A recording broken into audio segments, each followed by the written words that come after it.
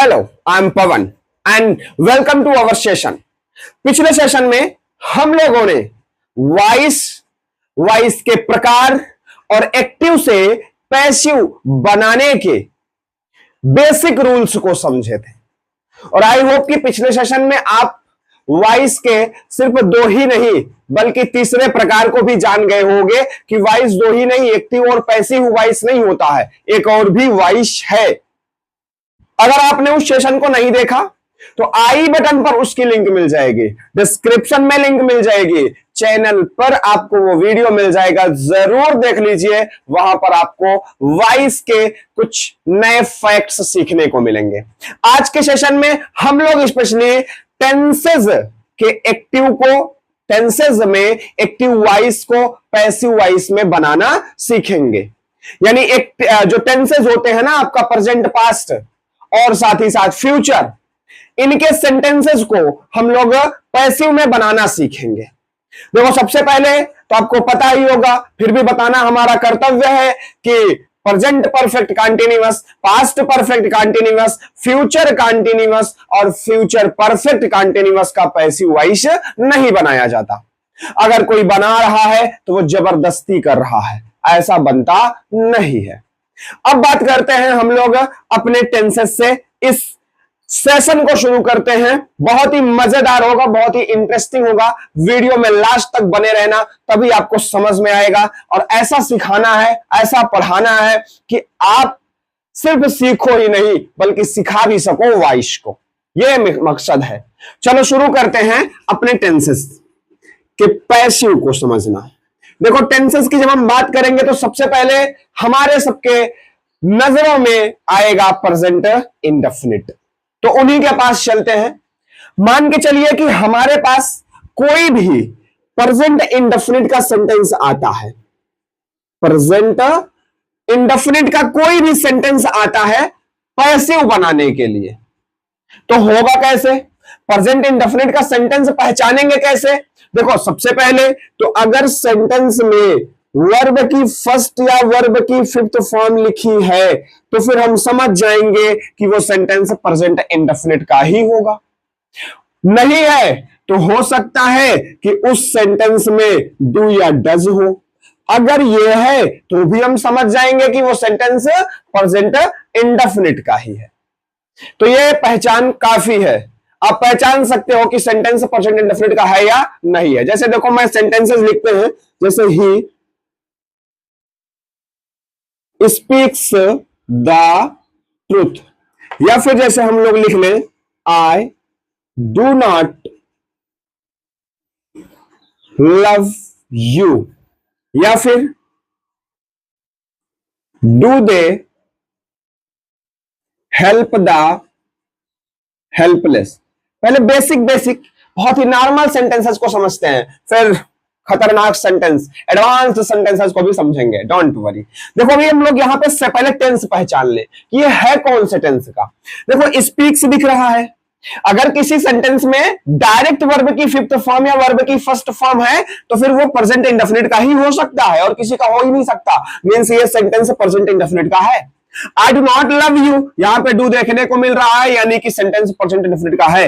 Do they help the helpless, do देखने को मिल रहा है, मतलब ये सेंटेंसेस प्रेजेंट इंडेफिनिट टेंस के हैं। अब इनका पैसिव कैसे बनाया जाएगा उसको भी समझिएगा। मैंने बोला आपको किसी फॉर्मूले की आवश्यकता नहीं है पैसिव बनाने के लिए, किसी भी फॉर्मूले की आवश्यकता नहीं है। बस आप प्रेजेंट इंडेफिनिट और पास्ट इंडेफिनिट टेंस को पहचान लो, बाकी टेंस भी पहचानने की आवश्यकता नहीं पड़ेगी अगर मेरे से सीख रहे हो, वीडियो को लास्ट तक देख रहे हो तो। देखो, अब इस सेंटेंस का अगर मैं पैसिव बनाऊं तो क्या करना है? He speaks the truth, basic formula, basic जो नियम थे हमने पिछले सेशन में बताया था कि पैसिव बनाना है, ऑब्जेक्ट को सब्जेक्ट करना है, सब्जेक्ट को ऑब्जेक्ट बनाना है। ये तो करना ही करना है, ऑब्जेक्ट को सब्जेक्ट और सब्जेक्ट को ऑब्जेक्ट। ऐसा क्यों? तो हमने बताया, या पिछले सेशन में मैंने बताया था या नहीं, लेकिन फिर से सुन लो कि आपके जो सेंटेंसेस होते हैं, सेंटेंसेस 4 टाइप्स के हैं, असर्टिव, इंट्रोगेटिव, इंपरेटिव और एक्सक्लेमेटरी। साथ में ऑप्टेटिव हम लोगों को पढ़ना पड़ता है। अब ये कैसे क्यों होता है ये मैंने समझाया है आपको एक स्पेशल वीडियो में, जिसका भी लिंक आपको डिस्क्रिप्शन में और आई बटन पर मिल जाएगा, आप जरूर देख लो, आई बटन ऊपर कोने में। अब बात करते हैं कि ये जो सेंटेंसेस हैं, इनको बनाने के लिए अगर आप देखो तो जो असर्टिव सेंटेंस होता है, इस असर्टिव सेंटेंस को बनाने की शुरुआत कौन करता है? सब्जेक्ट। इंट्रोगेटिव सेंटेंस को बनाने की शुरुआत कौन करता है? Helping verb. इंपरेटिव सेंटेंस को बनाने की शुरुआत कौन करता है? वर्ब। तो एक्सक्लेमेटरी सेंटेंस की शुरुआत कौन करना चाहिए था? एक्सक्लेमेटरी जो सेंटेंस है इसकी शुरुआत भी किसको करनी चाहिए थी? देखा जाए तो एक नजर से ऑब्जेक्ट को करनी चाहिए थी। बट क्या वास्तव में सेंटेंस ऑब्जेक्ट बनाता है? नहीं बनाता। चलो ऑब्जेक्ट एक्सक्लेमेटरी को नहीं बनाया तो हो सकता है ऑब्जेक्टिव को बना दे, लेकिन ऑब्जेक्ट यहां पर भी बनाने के लिए नहीं आया। ऑब्जेक्ट को मौका नहीं मिला किसी भी सेंटेंस को शुरुआत करने के लिए, ऑब्जेक्ट को लग गया बुरा। अब जब ऑब्जेक्ट को बुरा लग गया तो क्या करेगा? वो बदले की भावना लेकर के बैठ गया, बोला मैं तुम सबसे, subject helping verb verb object, सबको बोला मैं तुम सबसे बदला लूंगा, एक दिन अपना भी टाइम आएगा, अपना भी समय आएगा। और इसी चक्कर में उसने एक पैसिव वॉइस से हाथ मिला लिया, और जब पैसिव वॉइस से हाथ मिलाया तो वही अब पैसिव वॉइस में एग्रीमेंट हो गया। पैसिव वॉइस ने ऑब्जेक्ट से हाथ मिलाया, ऑब्जेक्ट ने पैसिव वॉइस से हाथ मिलाया, एग्रीमेंट हो गया कि अब जो पैसिव वॉइस बनेगा तो उसका जो सब्जेक्ट होगा हमेशा ऑब्जेक्ट बनेगा। जिसको कभी आगे बढ़ने का मौका नहीं मिला, जिसको कभी किसी सेंटेंस को बनाने का मौका नहीं मिला, किसी सेंटेंस का राजा, क्योंकि सब्जेक्ट राजा होता है, किसी सेंटेंस का राजा बनने का मौका नहीं मिला, अब पैसिव में उसको हर एक सेंटेंस का राजा बनाया जाएगा। तो आपको ध्यान में रखना है कि ऑब्जेक्ट को हमेशा सब्जेक्ट बनाया जाएगा, और जो सब्जेक्ट हमेशा राजा बन के बैठा था, अब उसका नंबर आ गया था कि वो भीख मांगे, और अब उसको किनारे कोने में बैठा दिया जाएगा, यानी ऑब्जेक्ट की जगह पकड़ा दी जाएगी। उसके बाद आपको क्या, अब पहले इतना तो समझ लो, अब यानी कि यहां पे क्या करना है, हमें पहले ऑब्जेक्ट को फाइंड करना है। पिछले सेशन में हमने आपको समझाया था ऑब्जेक्ट कैसे फाइंड करा जाता है। कैसे करते हैं? अपने वर्ब से क्या या किसे का प्रश्न कर लेते हैं। समझ में आ रहा है ना? नहीं आ रहा होगा तो कमेंट करके बताना, जरूर बोल लेना, शर्माना मत, हम तुम्हारे जेठ नहीं है जो तुमको शर्म आए, ठीक है? तो बिल्कुल पढ़ने में पूछने से बिल्कुल नहीं शर्माना है, समझ लो, गौर से समझना। पहले ऑब्जेक्ट को पहचानना है। ऑब्जेक्ट पहचानना भी कई सारे बच्चों को डिफिकल्टी होती है। चलो अभी तो सेंटेंस छोटे छोटे हैं तो हम लोगों को लगता है कि भैया ये लास्ट वाला वर्ड ही जो होगा वो ऑब्जेक्ट होता है अक्सर। बट अगर सेंटेंस हमारा लंबा चौड़ा हो जाए, हॉर्लिक्स पी ले, बॉर्नवीटा पी ले, च्यवनप्राश खा ले और लंबा चौड़ा मस्त हो जाए, तो फिर क्या होगा? बी कॉम्प्लेक्स पी ले तो क्या होगा? सेंटेंस बहुत लंबा चौड़ा होगा तो पहचानने में दिक्कत होती है कि ऑब्जेक्ट कौन है। कितने सारे स्टूडेंट को लास्ट वाले वर्ड को उठा के लेके चले जाते हैं, जो कि कॉम्प्लीमेंट हो जाता है, ऑब्जेक्ट होता ही नहीं है। ऑब्जेक्ट को फाइंड करना है, वर्ब से क्या या किसे का प्रश्न करना है। वर्ब, वर्ब कौन है? स्पीक। इससे क्या या किसे का, वर्ब मतलब काम, देखो कौन सा काम हो रहा है, वो काम से क्या या किसे का प्रश्न कर लो। अब अगर हमने क्या या किसे का प्रश्न किया तो हमने देखा ही स्पीक्स द ट्रूथ, वो सच बोलता है। कौन सच बोलता है? वो। क्या बोलता है? सच। मैंने बोला क्या या किसे का प्रश्न करना है ना, क्या बोलता है, स्पीक मतलब बोलता, क्या बोलता है? सच बोलता है। किसे बोलता है? नहीं पता। तो क्या या किसे में से एक का भी जवाब मिल गया तो समझ लो ऑब्जेक्ट है। अब उस ऑब्जेक्ट को बनाएंगे हम अपना सब्जेक्ट, यानी द ट्रूथ को हम अपना सब्जेक्ट बना लेंगे। क्या हो गया? The truth. अब इसके बाद क्या करना है हमको चाहिए होगी एक हेल्पिंग वर्ब। अब ये हेल्पिंग वर्ब क्या होगी? आपको हमेशा ध्यान में रखना है, पैसिव बना रहे हो तो बी का साथ नहीं छोड़ना। पैसिव बना रहे हो तो बी का साथ नहीं छोड़ सकते, बी रहेगी रहेगी, बी रहेगी रहेगी। प्रेजेंट इंडेफिनिट में तो बी इस तरह से छाई है, प्रेजेंट इंडेफिनिट पे तो बी का इस तरह से असर है, बी का इस तरह से प्रभाव है कि ये बी वर्ब ही हेल्पिंग वर्ब बन जाती है। बी वर्ब ही हेल्पिंग वर्ब बन जाती है, आपको ध्यान में रखना है। तो बी वर्ब जब हेल्पिंग वर्ब बनेगी तो द ट्रूथ के साथ, अच्छा बी वर्ब होती क्या है ये भी मैंने स्पेशली समझाया है एक वीडियो में, उसकी भी लिंक आपको डिस्क्रिप्शन में मिल जाएगी, आई बटन पर भी मिल जाएगी। लेकिन फिर से समझ लो, बी का मतलब इज एम आर और वाज वर। तो यहां पे जो हेल्पिंग वर्ब होगा वो इज एम आर होगा, क्योंकि हम किसकी बातें कर रहे हैं? प्रेजेंट की बातें कर रहे हैं। तो इज एम आर, अब इज एम आर में द ट्रूथ इज, क्योंकि सिंगुलर नंबर सब्जेक्ट है तो सिंगुलर नंबर वर्ब लगाना है, helping verb the truth is. अब आपको बताया क्या गया था? अच्छा आपको भी पता है एक सेंटेंस में जब सब्जेक्ट लिख दिया जाए, हेल्पिंग वर्ब लिख दिया जाए, अब क्या लिखा जाता है? वर्ब ही ना लिखा जाता है। चार ही तो लोग हैं यार, subject, helping verb, verb, object. अगर सब्जेक्ट लिख दिया गया तो हेल्पिंग वर्ब के बाद कौन आएगा? वर्ब आएगा। अच्छा, पैसिव में वर्ब की हमेशा कौन सी फॉर्म रहती है? थर्ड फॉर्म रहती है। जब थर्ड फॉर्म रहती है तो स्पीक का क्या कर लोगे? स्पोकन। अब का है बचा का वर्ब लिख लेने के बाद ऑब्जेक्ट नहीं लिखा जाता है, तो ऑब्जेक्ट बचा कर ऑब्जेक्ट कौन बनता है? सब्जेक्ट। बताया ना अभी कि ऑब्जेक्ट बनेगा कौन? सब्जेक्ट। सब्जेक्ट कौन है? ही। कौन कौन बोलता है सच? ही सब्जेक्ट है जो काम करता है, तो ही सब्जेक्ट ऑब्जेक्ट बनाओ। अच्छा, जो पहले से कभी राजा बन के बैठा है उसको ऑब्जेक्ट बनाना है, अगर उसको भिखारी बनाना है ऐसे थोड़ी ना बन जाएगा। पूरी कोशिश करेगा ना, रहने की प्रयास करेगा कि यार नहीं मैं ऐसा थोड़ी ना जाऊंगा। इसीलिए ऑब्जेक्ट ने क्या किया? हमला बोला। इसमें सब्जेक्ट के गर्दन पे चढ़ बैठा और चढ़ने के बाद लगा दिया गर्दन पर तलवार। तलवार लगाने के बाद तलवार क्या से लगाया? बाई नाम की तलवार लगा देता है। प्रपोजिशन लगाया जाता है ना सब्जेक्ट को ऑब्जेक्ट बनाने के लिए, तो प्रपोजिशन आपका हथियार है। ऑब्जेक्ट जो था ये सब्जेक्ट के ऊपर चढ़ बैठा, गर्दन पर बैठ गया, हमला करने के लिए बोला बता चल पीछे बैठेगा कि नहीं बैठेगा? अगर नहीं गया तो तलवार से गर्दन उड़ा देंगे। अब इसके वास्ते बेचारे आप सब्जेक्ट को डर करके ऑब्जेक्ट की जगह पर जाना पड़ा और ऑब्जेक्ट बनना पड़ा, तो अब ही को हम क्या कर लेंगे? हिम कर लेंगे। क्या हो जाएगा? The truth is spoken by him. फिर से समझो, I do not love you. Video लंबा होगा बट आपको समझ में तो आना जरूरी है ना, तो समझ लो। वीडियो लंबा हो इससे मतलब नहीं है, पढ़ रहे हो तो पढ़ने के लिए तो 1 घंटा का समय तो कम से कम लाया करो एक क्लास के लिए। I do not love you, अगर इस सेंटेंस की बातें करें तो आप देखो डू लगा है, मतलब प्रेजेंट इंडेफिनिट की बातें कर रहा है भैया। अब प्रेजेंट इंडेफिनिट की बात कर रहा है तो चलो शुरू करते हैं। देखो कुछ नहीं करना, इतना देखे रहो। इसमें पहले क्या लिखा है? इसमें पहले सब्जेक्ट लिखा है ना। आई क्या है? I do not love you, मैं तुम्हें प्यार नहीं करता। कौन नहीं करता? मैं कौन? मैं तो जो काम करता है या नहीं करता है वही तो सब्जेक्ट होता है। तो इसने पहले सब्जेक्ट लिखा, हम भी सब्जेक्ट लाएंगे। पैसिव बोला हमारा सब्जेक्ट कौन है? पैसिव का सब्जेक्ट कौन है? अभी मैंने बताया कौन बनता है पैसिव का सब्जेक्ट। याद रख लो, ऑब्जेक्ट बनता है। ये गलत बात है, भूल जाओ तो तुरंत मत बोलो, भूलना ही नहीं है, तुरंत क्या कभी नहीं भूलना। कौन बनता है पैसिव का सब्जेक्ट? ऑब्जेक्ट बनता है। अभी एक्टिव ने अपने सब्जेक्ट, अपने हेल्पिंग वर्ब, अपने वर्ब, अपने ऑब्जेक्ट को लिखा है। हम पैसिव बना रहे हैं, पैसिव अपना सब्जेक्ट लाएगा, बोलेगा चल आ जा, आंख मारेगा, आंख मारे और ऑब्जेक्ट सब्जेक्ट बनने के लिए चला आएगा। अब आंख किसको मारेगा बेचारा? पैसिव ने डील करके रखी है कि एक्टिव तेरे ही ऑब्जेक्ट को हम सब्जेक्ट बनाएंगे और तेरे ही ऊपर हम हमला करवा देंगे, तुझ पर ही हम आक्रमण करवा देंगे। पैसिव ने एक्टिव को यह चैलेंज करा है। अब यहां पर पैसिव वाइस ऑब्जेक्ट को बुलाएगा। ऑब्जेक्ट रहेगा कहां पे? लास्ट में नहीं रहेगा। क्या या किसी का प्रश्न करो पहले, भले सेंटेंस छोटा है, भले दिख रहा है, लेकिन करो, आदत डालो। ये ब्लड में होना चाहिए, ब्लड में बहता रहे। क्या या किसी का प्रश्न करना है पैसिव बनाने के लिए, नहीं तो गलती हो जाती है, वो गलती नहीं करनी है। I do not love you, love मतलब प्यार करना, यही वर्ब है ना। I do not love you, मैं तुम्हें प्यार नहीं करता। किसे प्यार नहीं करता? किसे? तुम्हें। क्या प्यार?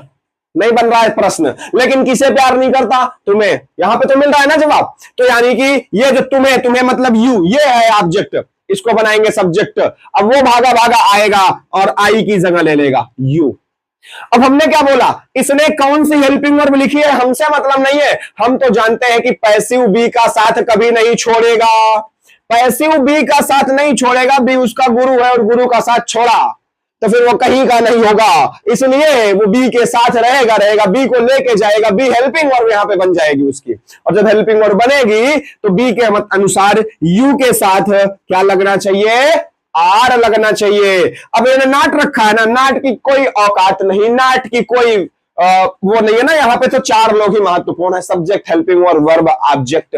तो 4 लोगों में नाट की कोई वैल्यू नहीं, तो नाट जहां पे है वहीं पे लगा दो।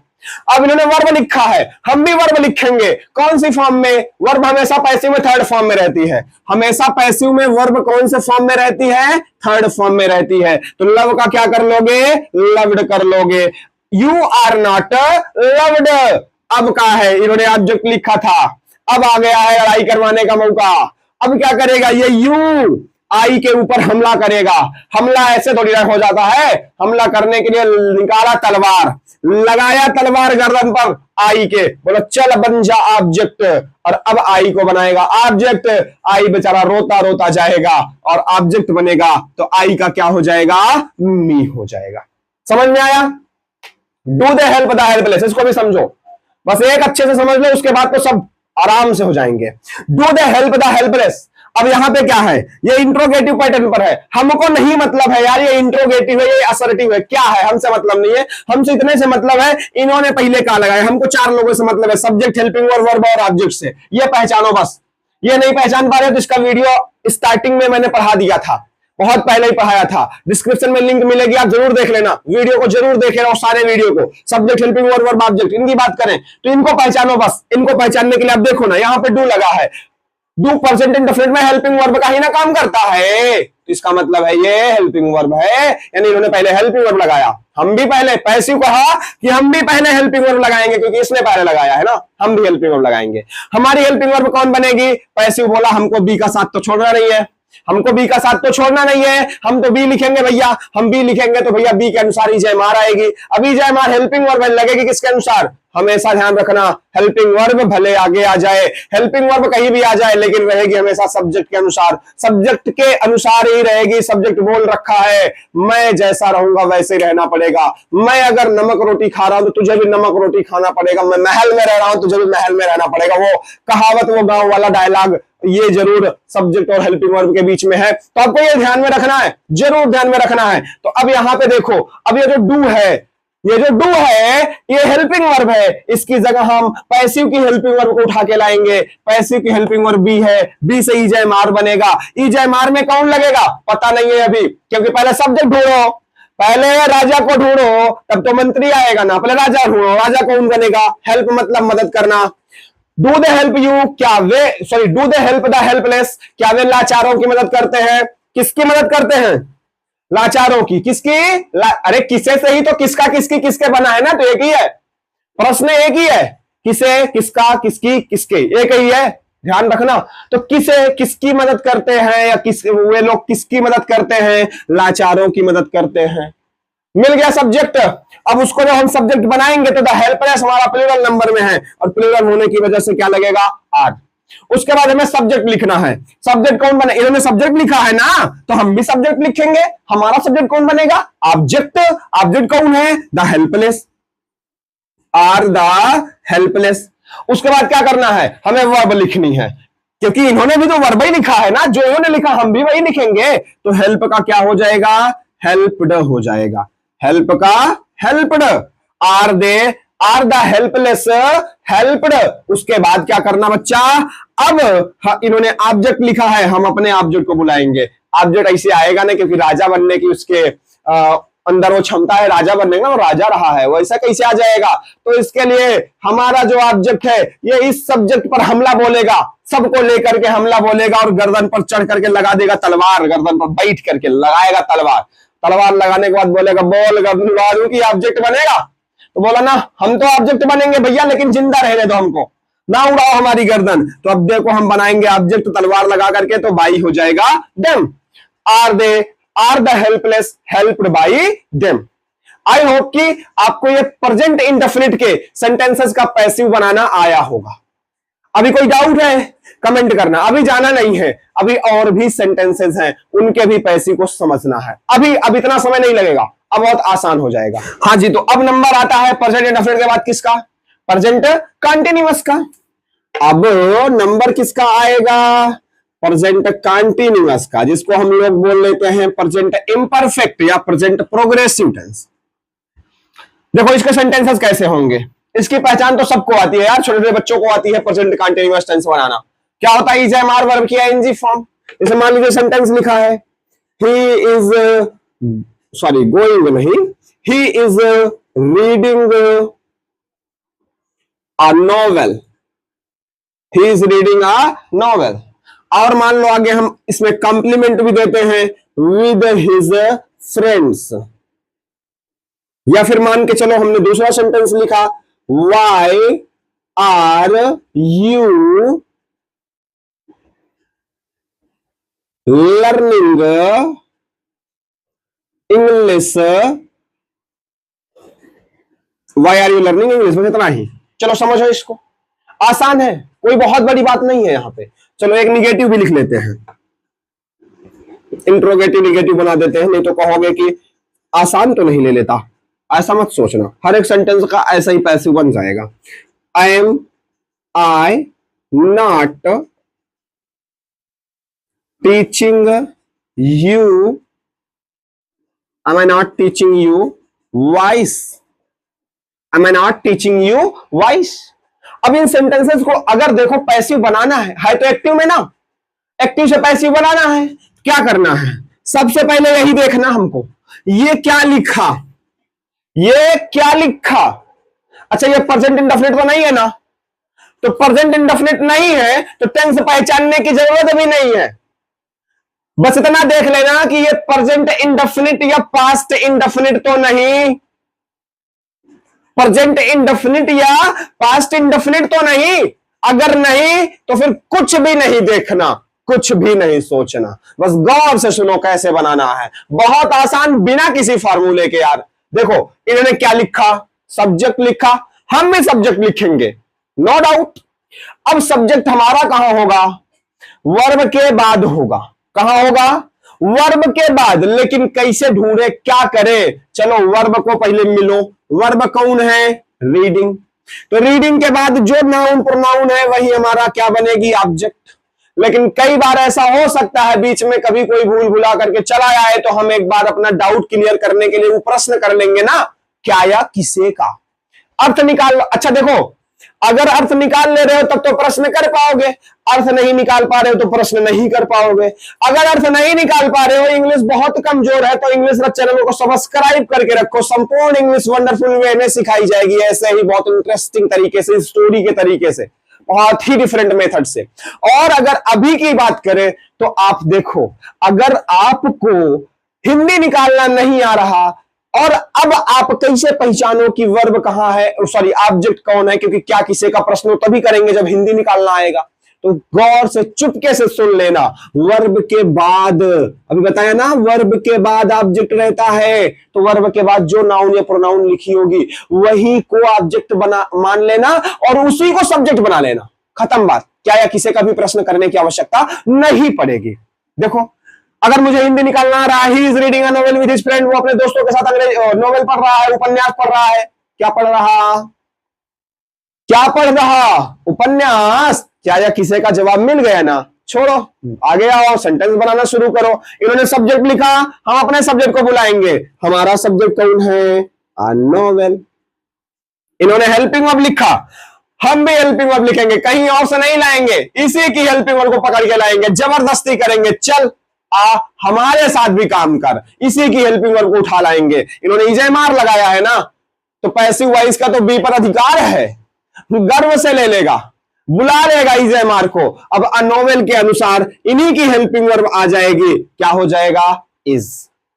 अब इन्होंने वर्ब लिखा ना, लेकिन आपको ध्यान में रखना है, जब भी एक्टिव वॉइस की ही हेल्पिंग वर्ब पैसिव वॉइस में लिखोगे, यानी इजेमार इन्होंने लगाया, हमको भी इजेमार ही लगा रहे हैं ना, दूसरी हेल्पिंग वर्ब नहीं ढूंढ रहे हैं ना, तो जब उन्हीं की हेल्पिंग वर्ब पैसिव वॉइस में आएगी तो हमें बी वर्ब भी लिखना पड़ेगा वर्ब के पहले। यही एक बात याद रखना है, बस एक भी फार्मूला नहीं याद करना पड़ेगा तब, अगर ये याद रख लिए तो। अगर एक्टिव वॉइस की कैटेगरी की हेल्पिंग वर्ब पैसिव वॉइस में आ रही, कैटेगरी का मतलब समझ रहे हो ना, जैसे कि इन्होंने कौन सी हेल्पिंग वर्ब यूज करी है? इज नहीं, बी वर्ब की हेल्पिंग वर्ब यूज करी है। अब बी वर्ब में इज एम आर सब्जेक्ट के अनुसार लग रहा है, हम भी नोवेल के अनुसार यहां पर लिख रहे हैं, तो उन्हीं की कैटेगरी की, बी वर्ब की ही कैटेगरी की helping verb is am are लिख रहे हैं। और अगर उन्हीं की कैटेगरी की हेल्पिंग वर्ब लिख रहे हैं ना, तो हमें मजबूरन एक चीज यूज करना होगा, कौन? बी को यूज करना होगा। अच्छा देखो ना, ये बी कौन है? इजेमार के पिता ही तो हैं। अब ये समझ लो कि पैसिव वॉइस को डर था कि हम उसी की हेल्पिंग वर्ब मंत्री जी से कम थोड़ी ना होते हैं। अब उन्हीं की हेल्पिंग वर्ब को अगर हम यूज कर रहे हैं तो पैसिव वॉइस को डर लगा कि कहीं ये हमारे यहां आकर के हमसे धोखा ना कर दे, क्योंकि ये उसके यहां काम कर रहा था, मेरे यहां आए, कहीं कुछ गड़बड़ ना कर दे, कुछ गलत ना कर दे, कहीं हमारे साथ धोखा ना कर दे, छल कपट ना कर ले। इसके वास्ते पैसिव वॉइस ने चाल चली, इनके पिताजी को भी साथ मिला लिया। अब आप सोचो, अगर आप कहीं गए हो निमंत्रण में, अगर आप वहां पे बजने लगा वो नागिन धुन, अब आपका कितना भी नागिन डांस निकल रहा हो, लेकिन अगर पिताजी पास में खड़े हो गए हैं तो आपका नागिन डांस नहीं निकलने वाला, आपकी नागमणि नहीं निकलने वाली। आप बड़े ही इज्जत से रहोगे, बड़े ही सावधानी पूर्वक रहोगे। लेकिन अगर पिताजी ना होते तो शायद नागमणि निकाल के ही मानते उस नागिन धुन में। वही हालत यहां पे थी। पैसिव वॉइस ने बी वर्ब को ही उठा लाया। पैसिव वॉइस ने किसको उठा लाया? बी वर्ब को, इनके पिताजी को उठा लाया। ले, अब तू धोखा दे ही नहीं सकता, क्योंकि पिताजी है, उनसे डर करके इज्जत से रहेगा। तो अब इन्होंने बी को लिखा। लेकिन ध्यान में रखना और एक चीज, ये बी क्यों लगा समझ में आ गया ना? ऐसे ही समझो इंटरेस्टिंग तरीके से। अब ये बी को हमेशा बी नहीं रखना है, बी को उस फॉर्म में रखना है जिस फॉर्म में वर्ब होगी। मेन वर्ब कौन से फॉर्म में है? आप ही बताओ ना, कौन से फॉर्म में है मेन वर्ब? आईएनजी फॉर्म में है, तो बी को आईएनजी फॉर्म में रख दो, खत्म बात, कुछ नहीं करना, टेंशन किस बात की। लो, अब उसके बाद वर्ब की थर्ड फॉर्म पैसिव में लगती है, तो वर्ब की थर्ड फॉर्म लिखो, तो रीड का थर्ड फॉर्म भी रेड हो गया। अब ऑब्जेक्ट मैंने लिखा था, हमने तो ऑब्जेक्ट को सब्जेक्ट बनाया, तो सब्जेक्ट को ऑब्जेक्ट बनाएंगे, कैसे बनाएंगे? लो भैया, सब्जेक्ट को पकड़ो ना, सब्जेक्ट को पकड़ो, और ऐसे तो आएंगे नहीं, इनके गर्दन पर लगाना पड़ेगा तलवार, क्योंकि राजा है ना, इनके अंदर एटीट्यूड भरा पड़ा है, राजा वाला खून है, तो अभी गर्म है, गर्म है तो इनको तलवार से इनका खून ठंडा करना पड़ेगा। लगा दिया गर्दन पर तलवार, और तलवार लगाने के बाद बोला चल बन जा ऑब्जेक्ट। क्या हो गया यहाँ पे? अ novel is being red by him. आगे क्या बचा? कॉम्प्लीमेंट छाप लो, कॉम्प्लीमेंट को छाप लो, कुछ नहीं करना, तो क्या हो जाएगा? With his friends. Why are you learning English? क्या करना? कुछ नहीं। इन्होंने पहले क्वेश्चन वर्ड लिखा, हमको चार लोगों से मतलब है, सब्जेक्ट, हेल्पिंग वर्ब, वर्ब और object. Question word, not, adverb, इन सबसे कोई मतलब नहीं, जहां है जैसे है वही छप जाएंगे। तो फिर लो क्वेश्चन वर्ड जो है उसी को ले लो, क्या है? वाई। उसके बाद इन्होंने क्या लिखा? हेल्पिंग वर्ब लिखा, हम भी हेल्पिंग वर्ब लिखेंगे। हमको पता है भैया, अगर प्रेजेंट इंडेफिनिट नहीं है तो जो हेल्पिंग वर्ब इन्होंने लिखा वही हेल्पिंग वर्ब हमको लिखना है, वही का मतलब उन्हीं की कैटेगरी का। इन्होंने इजमार में से लिखा है तो हम भी इजमार में से ही लेंगे, लेकिन सब्जेक्ट के अनुसार। पहले सब्जेक्ट ढूंढो, कौन बनेगा सब्जेक्ट? जो वर्ब के बाद है। वर्ब कहां है? लर्निंग। लर्निंग के बाद क्या है? इंग्लिश। इंग्लिश बनेगा हमारा सब्जेक्ट। इंग्लिश तो सिंगुलर नंबर में आती है, अब सिंगुलर नंबर में आएगी तो आर नहीं, क्या होना चाहिए? इज होना चाहिए। इज एमआर एक ही कैटेगरी के, एक ही घर के हैं, इज सिंगुलर नंबर में लगता है इसलिए इज लगाएंगे। अब इन्होंने सब्जेक्ट लिखा, हम अपने सब्जेक्ट को बुला लेंगे और हमारा सब्जेक्ट क्या हो जाएगा? इंग्लिश। Why is English. अब हमने क्या बोला था? अगर उन्हीं के घर की हेल्पिंग वर्ब आएगी तो वर्ब के पहले बी लगा देना, वर्ब के पहले क्या लगा लेना? बी लगा लेना, और बी को उस फॉर्म में रख देना जिस फॉर्म में वर्ब होगी। कौन से फॉर्म में आए? आईएनजी फॉर्म में। क्या हो जाएगा? बीइंग हो जाएगा। उसके बाद इन्होंने ऑब्जेक्ट लिखा, हम अपने ऑब्जेक्ट को लिखेंगे, हमारा ऑब्जेक्ट बनेगा सब्जेक्ट। ऐसे थोड़ी ना बनेगा प्यार से, उसको तो लगाना पड़ेगा तलवार, उसका खून करना पड़ेगा ठंडा। अब ये सब्जेक्ट जो महाशय यहां पे बैठे इनको बनाएंगे, ऑब्जेक्ट क्या हो जाएगा? You. Why is English being, अरे सॉरी यार, वर्ब तो लिखे ही नहीं, वर्ब तो लिख लो, लर्निंग का लर्नेट कर देंगे, और अब बाई यू हो जाएगा। गलती से मिस्टेक हो गई। आगे, am I not teaching you voice, am I not teaching you voice. इस सेंटेंस का पैसिव आप बनाओ, और अगर नहीं बना पाओगे तो कमेंट करके बताना, बना लोगे तो भी कमेंट करके बताओ कि क्या बनाए हो, ठीक? जरूर बताना। आगे हम लोग बढ़ते हैं अगले टेंस की तरफ, इसको इरेज करते हैं और फिर उसको समझते हैं। आगे है हमारे पास प्रेजेंट परफेक्ट। देखो प्रेजेंट परफेक्ट के लिए क्या करना है?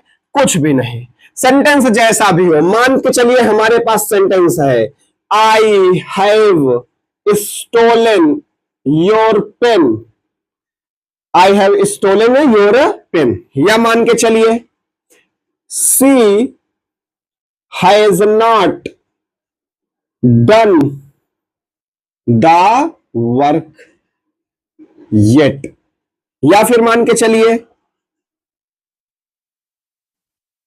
Have you often told a lie, have you often told a lie. जैसा भी सेंटेंस हो, कुछ नहीं, पहले देख लो क्या ये प्रेजेंट इंडेफिनिट है, क्या डूडज लगा है, क्या वर्ब की फर्स्ट या फिफ्थ फॉर्म लगी है? नहीं। मतलब प्रेजेंट इंडेफिनिट नहीं, छोड़ो कौन सा टेंस है, हमसे क्या लेना देना है, हमसे मतलब ही नहीं है।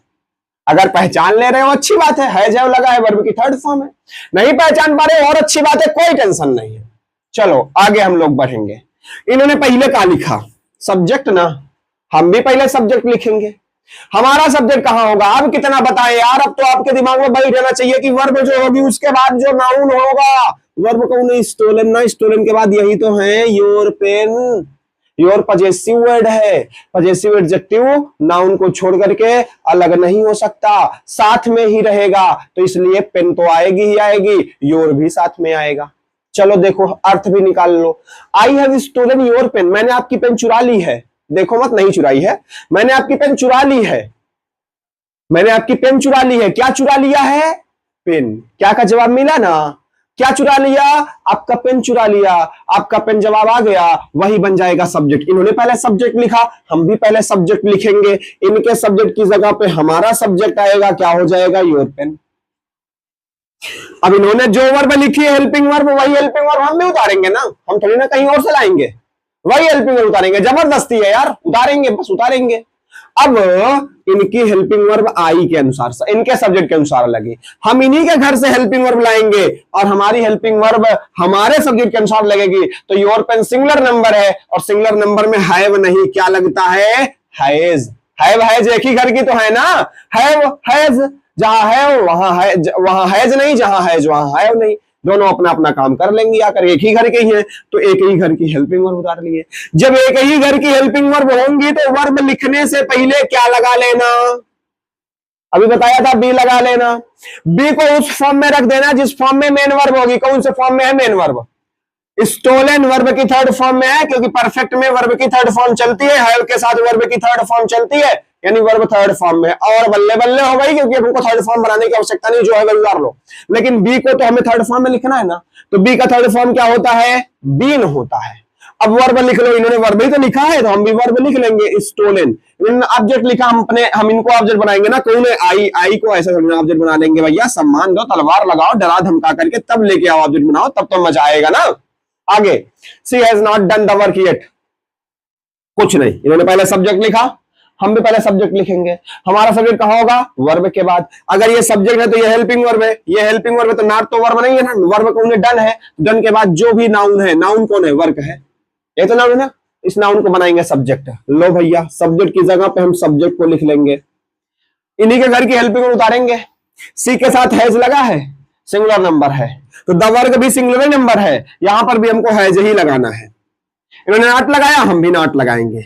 वर्ब लिखने से पहले जब उन्हीं के घर की हेल्पिंग वर्ब आएगी तो क्या लगा लेना, बी लगा लेना। बी को उस फॉर्म में रख देना जिस फॉर्म में मेन वर्ब होगी, मेन वर्ब थर्ड फॉर्म में है तो बी को थर्ड फॉर्म में रख देना है। अब ये तो पहले से ही थर्ड है, अब कितना थर्ड बनाओगे, थर्ड ही थर्ड है, उधर जाएगी। अब इन्होंने ऑब्जेक्ट लिखा था, हम इनको ऑब्जेक्ट बनाएंगे, इनके तो सी है ना, तो सी है तो ऐसे थोड़ी ना आई, इनका तो फिर वो अलग ही तरीके का ट्रीटमेंट किया। इनके तो बाई नाम का छुरा लगाया इनके मुंडी पर, बोला चल ऑब्जेक्ट बन जाने तो टकली कर देंगे। अब जब बोला टकली कर देंगे तो इनका तो फिर लगा कि यार ये तो बड़बड़ हो जाएगा, इससे अच्छा है मुझे ऑब्जेक्ट में बन जाती हूँ लेकिन मुझे टकली मत करना, तो इसलिए सी को बनाया, ऑब्जेक्ट क्या हो गया, हर। और उसके बाद क्या है, येट, हमारा अपना एडवर्ब जो है लिख दिया गया, हो गया, the work has not been done by her yet. Have you often told a lie, पहले इन्होंने हेल्पिंग वर्ब लिखा, हम भी हेल्पिंग वर्ब ही लिखेंगे, इन्हीं के घर की हेल्पिंग वर्ब उठाएंगे लेकिन अपने सब्जेक्ट के अनुसार। हमारा सब्जेक्ट कहां होगा, वर्ब के बाद। वर्ब कौन है, टोल्ड। टेल मतलब बोलना, तो टोल्ड वर्ब का थर्ड फॉर्म है, वही तो वर्ब है ना। वर्ब के बाद क्या नाउन है, अलाई, यही को सब्जेक्ट बनाएंगे। आ लगा है यानी सिंगुलर नंबर है, सिंगुलर नंबर है तो हैव नहीं, क्या होना चाहिए, हैज। इन्होंने सब्जेक्ट लिखा, हम अपने सब्जेक्ट को उठा लाएंगे, कौन है हमारा सब्जेक्ट, अलाई। इन्होंने एक अलग से एडवर्ब लिख लिया, हम भी उस एडवर्ब को लिख लेंगे, कोई बात नहीं। अब इन्होंने वर्ब लिखा, लेकिन हम जब इन्हीं के घर की हेल्पिंग वर्ब लिए हुए हैं तो हमें वर्ब के पहले लगाना पड़ेगा बी, और बी को उस फॉर्म में रखना है जिस फॉर्म में वर्ब की थर्ड फॉर्म होगी। टोल्ड थर्ड फॉर्म है, जिस फॉर्म में वर्ब होगी मेन वर्ब, तो मेन वर्ब थर्ड फॉर्म में, तो हम बी को थर्ड फॉर्म में रखेंगे, बीन। उसके बाद वर्ब है जो फॉर्म में लिख लो। अब इन्होंने सब्जेक्ट को ऑब्जेक्ट बनाना है, सब्जेक्ट कौन है, यू, ऐसे तो बनेंगे नहीं, लगाओ तलवार और यू का गर्दन उतार दो, नहीं आए तो उतारेंगे नहीं, वो ऑब्जेक्ट बन जाएगा। Has I often been told by you. Present खत्म, क्योंकि प्रेजेंट परफेक्ट कंटिन्यूअस का पैसिव बनता ही नहीं है। आज का सेशन हम यहीं पर समाप्त करते हैं और अगले सेशन में बचे हुए टेंसेस का पैसिव समझेंगे, यानी पास्ट, और अगर संभव रहा तो फ्यूचर को भी समाप्त ही कर देंगे, क्योंकि वो दो ही रहेगा तो समाप्त हो जाएगा। जितना आज समझाने में समय लगा इतना अगले सेशन में समय नहीं लगेगा, क्योंकि अभी आपको समझ में आ गया होगा मैक्सिमम चीजें, तो बस वहां पे बस कॉपी करनी है, एक नजर बस देखना है, खत्म बात। तो चलो मिलते हैं हम लोग नेक्स्ट सेशन में, तब तक के लिए बाय बाय। अपनी स्टडी को कंटिन्यू रखो, इंग्लिश को सब्सक्राइब कर लो, वीडियो को लाइक करके वीडियो को शेयर कर लो, और जो क्वेश्चन अभी मैंने कंटिन्यूअस में बोला था ना उसको जरूर पैसिव बना करके जाना कमेंट में, और अगर कोई डाउट हो तो जरूर पूछ लेना। Thank you so much.